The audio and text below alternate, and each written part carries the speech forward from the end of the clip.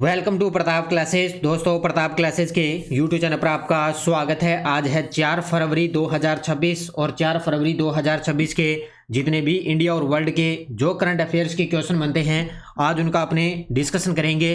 पूरा वीडियो ध्यान से देखना और लास्ट में आपसे क्वेश्चन पूछूंगा जिनके जवाब आपको कमेंट बॉक्स में देना होगा। आज अपने पढ़ेंगे भारतीय वैज्ञानिक वीरभद्रन रामनाथन को केप फ्रॉड पुरस्कार दिया जा चुका है। वाशिंगटन में आयोजित स्क्वैश ऑन फायर का खिताब किसने जीता और कब यानों ने पश्चिमी गोलार्ध की सबसे ऊंची चोटी फतह की है, इनकी आज हम चर्चा करेंगे पूरे लेटेस्ट न्यूज़ के साथ में। डेली आपको सुबह ये करंट अफेयर्स की क्लास आपको मिलती है। अब करते हैं स्टार्ट आज की क्लास। सभी साथी एक बार करेंगे सेशन को लाइक शेयर। सभी साथियों को प्यार भरा नमस्कार, गुड मॉर्निंग। सबसे पहले हमने 3 फरवरी को क्या पढ़ा था? विश्व आर्द्रभूमि दिवस 2026 की थीम क्या थी? आर्द्रभूमि और पारंपरिक ज्ञान, सांस्कृतिक विरासत का उत्सव। 68वें ग्रैमी अवार्ड्स में अपना पहला ग्रैमी पुरस्कार किसने जीता? दलाई लामा ने। 1 फरवरी को ऑस्ट्रेलियन ओपन टाइटल किस खिलाड़ी ने जीता? कार्लोस अल्काराज ने। ग्लोबल सॉफ्ट पावर इंडेक्स के अंदर भारत को कौन सा स्थान मिला? 32वां। प्रधानमंत्री मोदी जी ने जालंधर स्थित आदमपुर हवाई अड्डे का नाम क्या कर दिया? संत गुरु रविदास। अरुणाचल प्रदेश में आयोजित अभ्यास अग्नि का मुख्य उद्देश्य क्या है? सामरिक युक्त प्रशिक्षण अभ्यास। और फ्यूचर वॉरफेयर कोर्स का तीसरा संस्करण कब और कहां शुरू हुआ? 2 फरवरी को नई दिल्ली से स्टार्ट हो चुका है। तो ये थे कल के क्वेश्चनों का रिवाइज हमने कर लिया। ये राष्ट्रीय अंतर्राष्ट्रीय करंट अफेयर्स की अपनी प्रताप क्लासेज एप्लीकेशन में टेस्ट सीरीज चल रही है ऑल इन वन के नाम से। इसमें आपको डेली टेस्ट मिल गया, डेली पीडीएफ मिल गई, वीकली टेस्ट मिल गया और जनवरी महीने का मंथली टेस्ट मिल गया। और कल आपको जनवरी महीने की पीडीएफ आपको मिल चुकी है। फर्स्ट ग्रेड के अंदर भी मिल गई, राजस्थान की भी आज या कल तक मिल जाएगी फर्स्ट ग्रेड के अंदर, एसआई के अंदर। और यहाँ पर भी आपको इंडिया वर्ल्ड की मंथली पीडीएफ आपको मिल गई जिसका प्रिंट निकाल के आप अच्छे तरीके से अध्ययन कर सकते हो। तो ये टेस्ट सीरीज में 31 दिसंबर 2026 तक आपको इसके अंदर करंट मिलेगा। अब करते हैं स्टार्ट आज की क्लास। जितने भी साथी लाइव जुड़ चुके हैं एक बार करेंगे सेशन को लाइक और शेयर। पहला प्रश्न आपके सामने, भारतीय मूल के वैज्ञानिक वीरभद्रन रामनाथन को क्रेफोर्ड पुरस्कार किस क्षेत्र में उनके योगदान के लिए दिया गया है? ये लीजिए भी आरपीएससी का सबसे बेस्ट फेवरेट क्वेश्चन है, क्योंकि वैज्ञानिक से अगर पुरस्कार मिल जाए तो आरपीएससी निश्चित तौर से प्रश्न पूछेगी एग्जाम के अंदर। तो भारतीय मूल के वैज्ञानिक हैं वीरभद्रन रामनाथन, इनको मिला है क्रेफोर्ड पुरस्कार से सम्मानित इनको किया गया। किस क्षेत्र के अंदर इनको ये अवार्ड मिला है? तो जलवायु परिवर्तन एवं वायुमंडलीय विज्ञान के क्षेत्र में इनको ये अवार्ड मिला है। और इस पुरस्कार का दूसरा नाम भी है, क्या बोलते हैं? भूविज्ञान का नोबेल। अब आपसे पूछे क्या है? भूविज्ञान का नोबेल पुरस्कार भी इस पुरस्कार को कहते हैं। तो जलवायु परिवर्तन एवं वायुमंडलीय विज्ञान के क्षेत्र में इनको अवार्ड मिला है। और इनका संबंध अगर आपसे पूछे तो तमिलनाडु से इनका संबंध है। तो वैज्ञानिक का नाम वीरभद्रन रामनाथन, ये है भारतीय मूल के वैज्ञानिक। जन्म व प्रारंभिक शिक्षा दक्षिण भारत तमिलनाडु से इनका संबंध है। उच्च शिक्षा बेंगलुरु से इंजीनियरिंग की इन्होंने पढ़ाई की थी। कौन सा पुरस्कार मिल गया? क्रेफोर्ड पुरस्कार। और इस पुरस्कार को भूविज्ञान का नोबेल पुरस्कार भी कहा जाता है। अब जरूरी नहीं है कि ये एग्जाम के अंदर ये नाम आ जाए, हो सकता है ये नाम भी आपको दिया जा सकता है। भी भूविज्ञान का नोबेल पुरस्कार किसको मिला? तो वीरभद्रन रामनाथन को मिला है। शोध क्षेत्र जलवायु परिवर्तन एवं वायुमंडलीय विज्ञान के क्षेत्र में प्रमुख योगदान, पृथ्वी के तापमान बढ़ने की प्रक्रिया की समझ को बदला और ग्रीन हाउस गैसों और प्रदूषकों की भूमिका पर दशकों पर लंबा शोध इन्होंने किया था। तो इस क्षेत्र के अंदर इनको ये अवार्ड मिला है। तो बड़ा गजब का प्रश्न है, अच्छे तरीके से इसको नोट कर लेना। नेक्स्ट क्वेश्चन, देविका सिहाग ने थाईलैंड मास्टर्स 2026 के फाइनल में किस खिलाड़ी को हराकर अपना पहला BWF वर्ल्ड टूर सुपर 300 खिताब जीता है? ये देखो आपके सामने, इनका नाम है देविका सिहाग। तो इन्होंने जीता है थाईलैंड मास्टर्स 2026 के फाइनल में अपना पहला BWF वर्ल्ड टूर सुपर 300 खिताब जीता है। और फाइनल के अंदर हराया है किसको?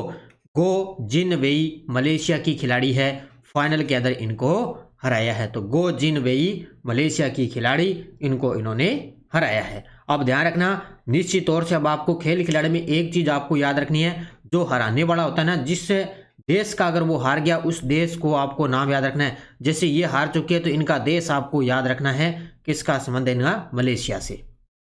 तो देविका सिहाग बैंकॉक में खेले गए थाईलैंड मास्टर्स 2026 के फाइनल मुकाबले में इन्होंने मलेशिया की गो जिन वेई को हराकर अपने करियर का पहला BWF वर्ल्ड टूर सुपर 300 खिताब जीता है। देविका ने पूरे टूर्नामेंट के अंदर एक भी मैच नहीं गंवाया। देविका सुपर 300 खिताब जीतने वाली भारत की सिर्फ तीसरी महिला खिलाड़ी बन चुकी है। इससे पहले PV सिंधु और साइना नेहवाल के नाम बने थे, ठीक है। तो देविका सिहाग है वो सुपर 300 खिताब जीतने वाली भारत की सिर्फ तीसरी महिला बनी है। इससे पहले PV सिंधु ने जीता था और साइना नेहवाल ने जीता था। तो ये पॉइंट अच्छे तरीके से नोट कर लेना, तो ये आपको अच्छे तरीके से याद रखना है। अगला क्वेश्चन देखो, वाशिंगटन में आयोजित स्क्वैश ऑन फायर का खिताब किसने जीता। ये खेल खिलाड़ी से जितने भी क्वेश्चन बन रहे हैं ना, इनको अच्छे तरीके से पढ़ लेना, क्योंकि RPC का टारगेट है भी यहाँ से पूरा गहराई से प्रश्न उठाना है। तो वाशिंगटन में आयोजित स्क्वैश ऑन फायर का खिताब जीता है अनाहत जैन। ये गजब का प्रश्न है, क्योंकि अपने भारत की खिलाड़ी है, बैडमिंटन खिलाड़ी, और इन्होंने बड़ा गजब का ये खिताब जीता है। तो वाशिंगटन में इसका आयोजन हुआ, स्क्वैश ऑन फायर का खिताब ये जीता है अनाहत सिंह ने। अब देखो इनके बारे में, अनाहत सिंह मात्र 17 वर्षीय खिलाड़ी, स्क्वैश की खिलाड़ी है ये। वाशिंगटन में आयोजित स्क्वैश ऑन फायर का खिताब इन्होंने अपने नाम किया। अनाहत सिंह ने PSA यानी कि squash on fire squash tour का कांस्य पदक जीतने वाली सबसे युवा भारतीय खिलाड़ी भी बन चुकी है। तो इन्होंने इसके अंदर कांस्य पदक जीतने वाली सबसे युवा भारतीय खिलाड़ी है। ये दुनिया की 10वें नंबर की खिलाड़ी जॉर्जिना केनेडी इंग्लैंड को हराया है। तो ये देखो मैंने बताया ना भी, जिस खिलाड़ी को इन्होंने हरा दिया, जिस भी खिलाड़ी ने, तो उसका देश आपको याद रखना है। तो ये है जॉर्जिना केनेडी, कहाँ की है, इंग्लैंड की है। इसी जीत के साथ अब युवा खिलाड़ी 19वीं रैंक तक पहुंच चुकी है, जिसमें अनाहत वर्ल्ड रैंकिंग के अंदर टॉप 20 के अंदर जगह बनाने वाली पहली ऐसी खिलाड़ी बन चुकी है। ये पॉइंट भाई इस प्रकार की याद रख लेना, सीधे सीधे प्रश्न एग्जाम के अंदर टपकेंगे।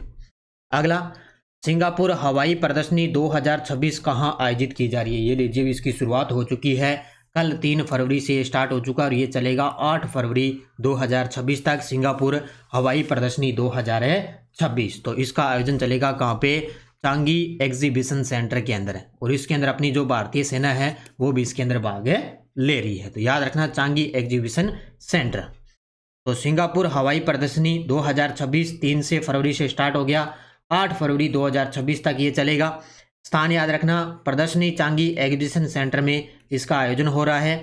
और ये एशिया का प्रमुख द्विवार्षिक एरोस्पेस और रक्षा प्रदर्शनी है। अभी मैंने बताया, अभी जो हैदराबाद के अंदर विंग्स इंडिया हुआ था 2026, वो भी द्विवार्षिक कार्यक्रम है। और ये भी क्या है, एशिया का प्रमुख द्विवार्षिक एरोस्पेस और रक्षा प्रदर्शनी कार्यक्रम है।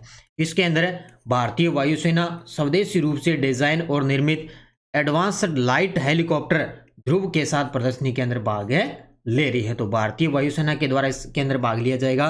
और इसके अंदर जो भारतीय सेना का जो लाइट हेलीकॉप्टर है ध्रुव है, वो इसके अंदर अच्छा प्रदर्शन करेगा। इस विमान प्रदर्शन में एयर शो के दौरान कुल 37 विमानों का रणनीतिक प्रदर्शन किया जाएगा। तो सिंगापुर के अंदर इसका आयोजन होगा, टोटल इसके अंदर 37 विमानों का रणनीतिक प्रदर्शन किया जाएगा। ठीक है, ये सारी चीज अच्छे तरीके से पढ़ लेना। नेक्स्ट क्वेश्चन, भारतीय पर्वतारोही कबक यानो ने किस पर्वत की सफलतापूर्वक चोटी पर चढ़ाई की थी। ये आपको अच्छे तरीके से याद रखना है, क्योंकि चर्चित व्यक्तियों में आपके लिए प्रश्न बनेगा। भारतीय पर्वतारोही कबक यानो, इन्होंने किस पर्वत की सफलतापूर्वक चोटी पर चढ़ाई की है। अब ये जितनी भी चोटियां हैं देश के अंदर विदेश के अंदर, क्योंकि जीके में आपका जो है कोई भी ज्योग्राफी हो वहाँ से प्रश्न बनता है। तो ये कहाँ पे है, माउंट एकांकागुआ। अब आपको पता होना चाहिए क्योंकि आपने जीके पढ़ा है। माउंट एकांकागुआ कहाँ पे है, अर्जेंटीना के अंदर है। और ये एंडीज पर्वतमाला की श्रृंखला के अंदर स्थित है। तो यहाँ पे इन्होंने पर्वतारोही कबक यानो जो अरुणाचल प्रदेश की है, इन्होंने माउंट एकांकागुआ पर सफलतापूर्वक चोटी पर चढ़ाई की है। ठीक है, अब ये चर्चित व्यक्तियों में निश्चित तौर से ये प्रश्न छपेगा। तो पर्वतारोही का नाम कबक यानो, अरुणाचल प्रदेश, चढ़ाई की गई चोटी माउंट एकांकागुआ, स्थान कहाँ पे है, अर्जेंटीना, दक्षिण अमेरिका के अंदर। इसकी ऊंचाई कितनी है, 22,831 फीट यानी कि 6961 मीटर इसकी ऊंचाई है। यह पर्वत दक्षिण अमेरिका और पश्चिमी गोलार्ध की सबसे ऊंची चोटी पर, यह पॉइंट मैंने बता ही दिया शुरू के अंदर। और कबक यानो ने इस पर सफल चढ़ाई की है। यह अभियान चला था चढ़ाई 7 समिट अभियान का हिस्सा रही थी, उसके अंदर इन्होंने ये कामयाबी हासिल की है। 7 समिट अभियान में दुनिया के 7 महाद्वीपों की सबसे ऊंची चोटियों पर चढ़ाई की जाती है। दुनिया की 7 महाद्वीप है ना, उनके अंदर सबसे ऊंची चोटियों पर चढ़ाई की जाती है इस अभियान के तहत। और माउंट एकांकागुआ अर्जेंटीना की एंडीज पर्वत श्रृंखला के अंदर स्थित है। ये आपको पता होना चाहिए भी, इस प्रकार के प्रश्न सीधे सीधे। और मैं आपको यस्टरडे नेक्स्ट डोज के अंदर लगातार आपको वर्ल्ड और इंडिया की ज्योग्राफी करवाऊंगा।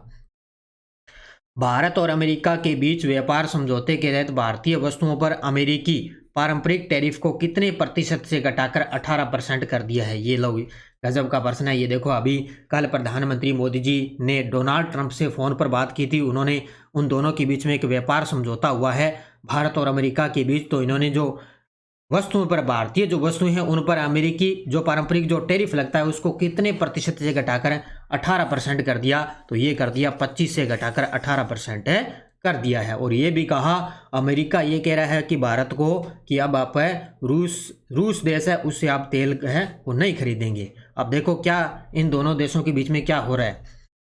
तारीख याद रखना, 2 फरवरी 2026 मुख्य व्यक्ति रहे थे अमेरिकी राष्ट्रपति डोनाल्ड ट्रंप और भारतीय प्रधानमंत्री नरेंद्र मोदी जी। इन दोनों देशों के बीच में एक व्यापार का समझौता हुआ है। इस समझौते के तहत अमेरिका ने भारत से आयात की जाने वाली वस्तुओं पर लगाए गए पारंपरिक टैरिफ को घटा दिया 25 से लेकर 18% कर दिया है। तो ये बता दिया 25 से घटाकर 18। यह कदम व्यापार संबंधों को और मजबूत करने के लिए उसको उठाया गया, जबकि भारत अमेरिकी उत्पादों पर शुल्क और गैर शुल्क बाधाओं को शून्य की ओर ले जाने पर सहमत हो चुका है। आप देखो, इन्होंने तो सिर्फ 18% किया है, लेकिन जब अपने भारत वाले वो अमेरिकी उत्पादों पर उन्होंने कहा कि हम तो शून्य की ओर ले जाने पर सहमत हो चुके हैं। तो ये अच्छे तरीके से पढ़ लेना। बाकी और इसके बारे में कोई चीज़ें होगी तो मैं कल आपको अच्छे तरीके से करवाऊंगा। अगला क्वेश्चन देखो, 2 फरवरी 2026 को रक्षा मंत्रालय ने नौसेना मुख्यालय के अंदर नौसेना आयुध महानिदेशक के रूप में कार्यभार किसने ग्रहण किया है। तो नौसेना मुख्यालय के अंदर नौसेना आयुध महानिदेशक के रूप में कार्यभार किसने संभाला है। तो ये संभाला है श्री दिवाकर जयंत ने। उत्तर होगा इसका option number B, Shri Diwakar Jayant ने। अब ज़्यादा डिटेल पढ़ने की जरूरत नहीं है, बस इतना याद ही रखना है भी, इन्होंने दिवाकर जयंत ने 2 फरवरी को नौसेना आयुध महानिदेशक के रूप में कार्यभार ग्रहण किया और इन्होंने श्री पी उपाध्याय का स्थान लिया है, जो 31 जनवरी 2026 को सेवानिवृत्त हो चुके हैं। बस इतना पॉइंट आपको याद रखना है बस। नेक्स्ट देखो, 16वें वित्त आयोग ने विभाज्य कर पूल में राज्यों की हिस्सेदारी कितनी तय कर दी है। ये आपको पता है। अब जो 16वां वित्त आयोग है वो भी आपको पता है अभी, जिसकी अवधि है 2026-27 से लेकर 2026-27 से लेकर 2030-31 तक हो चुकी है। तो उसमें जो 16वां वित्त आयोग चल रहा है उसमें जो विभाज्य करके जो पुल है उसमें राज्यों की हिस्सेदारी कितनी तय की गई है, 41%। कितनी कर दी, 41% कर दी। यानी कि 18 राज्यों की जो हिस्सेदारी है ना वो 50% तक बढ़ाने की मांग इसके अंदर की जा चुकी है। देखो डिटेल, तो केंद्र और राज्यों के बीच में धन का बंटवारा हुआ है किसके अकॉर्डिंग, 16वें वित्त आयोग के तहत, जिसकी सिफारिशी की जो अवधि है वो कब तक कर दी, 2026-27 से 2030-31 तक कर दी है। इसमें विभाज्य कर पूल में राज्यों की हिस्सेदारी रहेगी 41% और आयोग का निर्णय है भी राज्यों की हिस्सेदारी पर 41% पर बरकरार रखी जाएगी। इससे कम ज़्यादा नहीं होगा, बस 41% बरकरार रहेगी। और 18 राज्यों ने हिस्सेदारी 50% तक बढ़ाने की मांग इसके अंदर है कि बाकी अलग अलग राज्य वो अपनी मांग रखते भी हम इसको इतना करेंगे।